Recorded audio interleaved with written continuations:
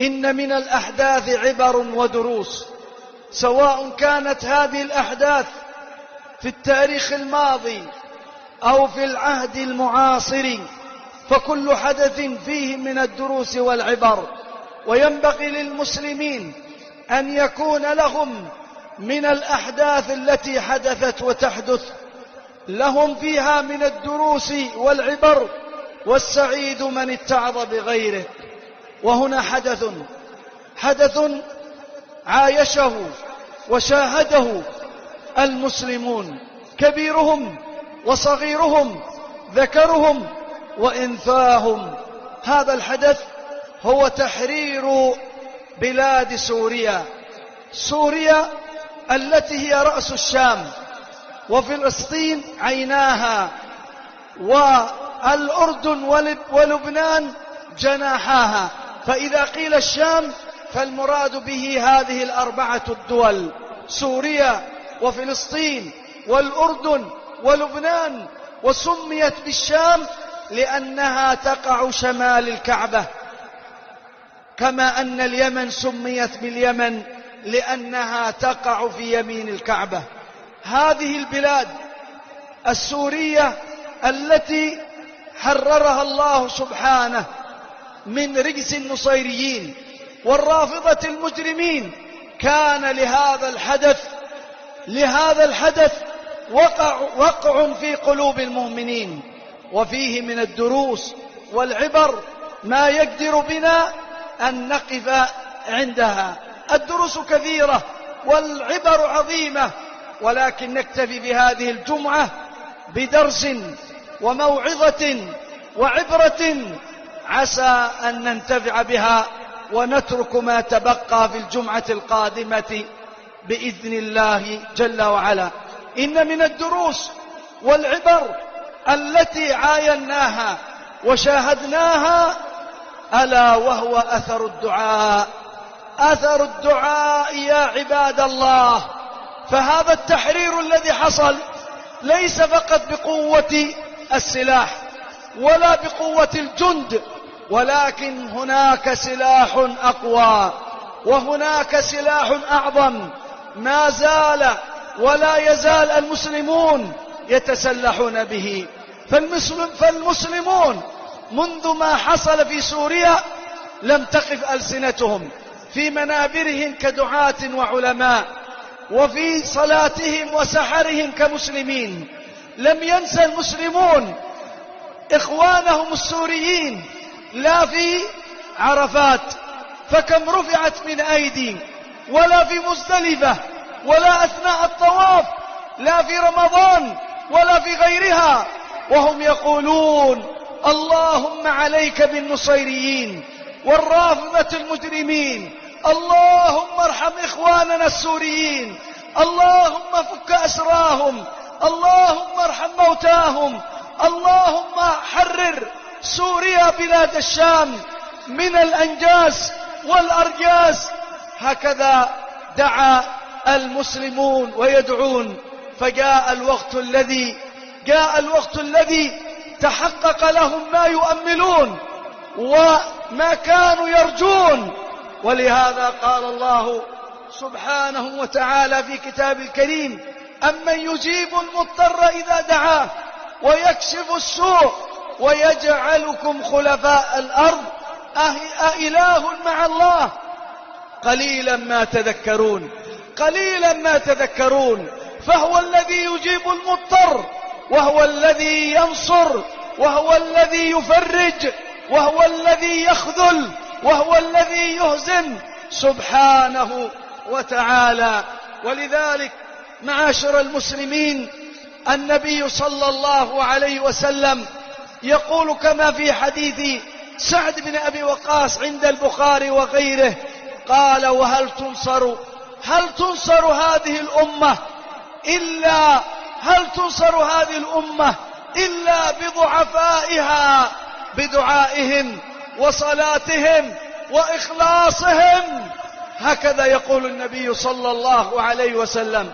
ولهذا يقول شيخ الإسلام ابن تيمية رحمه الله: والمسلمون في مشارق الأرض ومغاربها قلوبهم واحدة، قلوبهم واحدة موالية لله ولرسوله ولعباده المؤمنين، معادية لأعداء الله ولرسوله ولأعداء المؤمنين.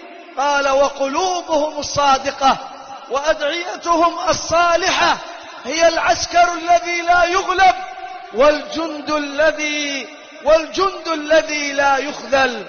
وأدعيتهم الصالحة هي العسكر الذي لا يغلب والجند الذي لا يخذل. فهكذا يبين النبي صلى الله عليه وسلم أن للدعاء أثر، وأنه سلاح فتاك بإذن الله رب العالمين. لذلك أيها المسلمون لا نقف من الدعاء، ندعو لإخواننا في فلسطين، وندعو لإخواننا في السودان، وندعو لإخواننا المؤمنين في أي مكان. لا تقف ألسنتنا، لا تقف ألسنتكم من الدعاء، ولا تيأسوا من روح الله جل وعلا، فالنصر مستمر للإسلام ولأهل الحق، لأهل السنة على أعدائهم من الرافضة ومن النصيرية وغيرهم من أعداء الدين. وهكذا القادة، يا قادات الجيوش ويا قادات المعسكرات، عليكم بهذا السلاح، لا تكتفوا بالسلاح الذي معكم والجند الذي معكم. صحيح هذا أمر مطلوب، ولكن إياكم أن تنسوا سلاحا عظيما استخدمه الأنبياء وأتباع الأنبياء، فكان النصر حليفهم بمثل هذه الأسلحة الفتاكة، إنه الدعاء. ولذلك اسمع إلى الأنبياء كيف كانوا مع الدعاء. قال الله سبحانه: كذبت قبلهم قوم نوح فكذبوا عبدنا وقالوا مجنون وازدجر فدعا ربه أني مغلوب فانتصر ففتحنا أبواب السماء بماء منهمر وفجرنا الأرض عيونا فالتقى الماء على أمر قد قدر وحملناه على ذات ألواح ودسر تجري بأعيننا جزاء لمن كان كفر. هل سمعت أيها القائد للجيوش كيف الأنبياء أنهم لم ينسوا هذا السلاح العظيم؟ وهذا نبينا صلى الله عليه وسلم في غزوة بدر. يقول عمر بن الخطاب: لما كان يوم بدر نظر رسول الله صلى الله عليه وسلم إلى المشركين وهم 1000 وأصحابه 319 رجلا، فماذا صنع؟ قال: فاستقبل نبي الله صلى الله عليه وسلم القبلة ثم مد يديه. وجاء في بعض الروايات أنه استمر على ذلك من الليل حتى الفجر وهو يدعو، ثم مد يديه فجعل يهتف بربه سبحانه: اللهم انجز لي ما وعدتني، اللهم آتني ما وعدتني، اللهم إن تهلك هذه العصابة من أهل الإسلام فلن تعبد في الأرض. فما زال يهتف بربه مادا يديه مستقبلا القبلة حتى سقط رداؤه من على منكبيه، فأتاه أبو بكر فأخذ رداءه فألقاه على منكبيه ثم التزمه من ورائه شفقة برسول الله التزمه من ورائه وقال: يا نبي الله، كفاك مناشدتك ربك فإنه سينجز لك ما وعدك. فماذا حصل؟ قال الله: فأنزل الله: إذ تستغيثون ربكم فاستجاب لكم أني ممدكم ب1000 من الملائكة مردفين. وانظروا إلى بلاغة القرآن، ما قال الله فاستجاب له أي للرسول، جعل دعاء الرسول بمثابة دعاء الجيش كلهم.